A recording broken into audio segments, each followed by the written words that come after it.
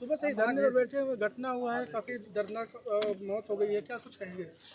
जैसा कि आप सभी की जानकारी में आ चुका होगा कि घटना जो है कल रात्रि में लगभग 10 बजे के आसपास की है और 10 बजे के बाद से जो घायल लड़का कपिल था वो 1.5 घंटे तक जमीन पे बैठ के एम्बुलेंस का इंतजार करता रहा, प्राथमिक उपचार का इंतजार करता रहा। लेकिन उसको 1.5 घंटे के पश्चात जब एम्बुलेंस आई भी, उसको एम्बुलेंस में बैठाने के बाद सामने जो बैरियर, इसी बैरियर पे लगभग 30 से 35 मिनट और उसको इंतजार कराया गया, जहां पे उसकी मौत हो गई।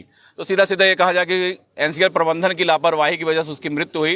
लेकिन सबसे बड़ी विषय ये है, आप सबके माध्यम से हम लोग इस बात को समाज तक पहुंचाना चाहते हैं कि सिंगरौली के साथ कैसा खेल हो रहा है। इस बात को आप सब समझने का प्रयास करिए। अभी एसओपी साहब ने कहा कि सड़क दुर्घटना है, मान लेते हैं कि सड़क दुर्घटना है और एक व्यक्ति की सड़क दुर्घटना होती है, ट्रक में जाकर टकरा जाता है, टकराने के बाद वो घायल हो जाता है, घायल होने के बाद उसका उपचार नहीं हो पाता, उसकी मृत्यु हो जाती है। तो ऐसी क्या मजबूरी थी, ऐसी क्या समस्या आन पड़ी थी एनसीआर प्रबंधन के सामने? ऐसे कौन से साक्ष्य मिटाने आवश्यक थे कि उन्होंने ट्रक की दूरी से लगभग उसकी मोटरसाइकिल को 3 किलोमीटर की दूरी पे फेंक दिया ले जाकर के? ट्रक को क्यों पानी से धुलवा दिया गया? सड़क पे पड़े हुए खून के धब्बे को क्यों मिटा दिया गया? इससे यह समझ में आ रहा है कहीं ना कहीं इसमें से बू आ रही है कि एक बड़े षड्यंत्र को अंजाम तक पहुंचाने का प्रयास एनसीआर प्रबंधन के द्वारा किया गया और अब लीपा पोती करने का काम किया जा रहा है। क्या मांग है आप लोगों की?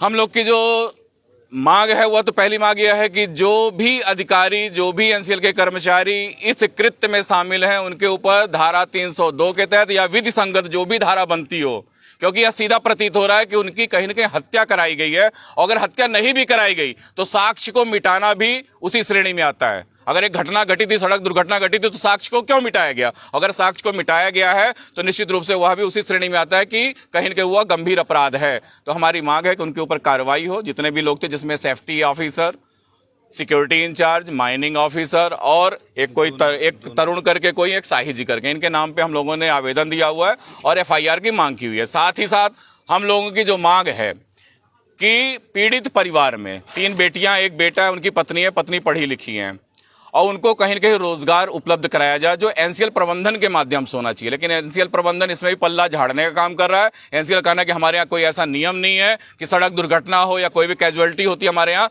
तो हम उसके बदले में उसके परिवार को रोजगार उपलब्ध कराएं। तो कहीं न कहीं इससे भी वो पल्ला झाड़ते हुए नजर आ रहा है। तो यह आंदोलन तब तक चलता रहेगा जब तक सक्षम अधिकारी आकर के यह नहीं बता देता कि उन 4 बच्चों के लिए आप क्या कर रहे हो। क्योंकि हमारी मांग है कि उन बच्चों की शिक्षा मुफ्त कराई जाए, कम से कम 12वीं कक्षा तक उनके इलाज की व्यवस्था निःशुल्क कराई जाए और पीड़ित महिला को एनसीआर परियोजना के निगाही या अमलोरी अंतर्गत संचालित विद्यालय में किसी भी पद पे पदस्थापना कराई जाए, जिससे वो अपना जीविका उपार्जन कर सके।